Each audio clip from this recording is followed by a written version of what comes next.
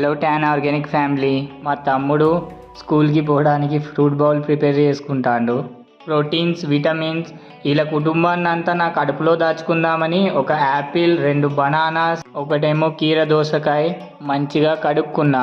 మీరు కానీ మార్కెట్లో తెచ్చుకున్నవి కడుక్కొని తినకుంటే యమధర్మరాజు పైనుంచి మీ పేర్లు మంచిగానే నోట్ చేసుకుంటాడు. సో జాగ్రత్త. ఇప్పుడు ఈ ఫ్రూట్స్లో కాజు, కిస్మిస్, బాదాంలను యాడ్ చేసి పొద్దున్నే టీవీలో ఈ పాట వింటే ఉంటుంది మామా.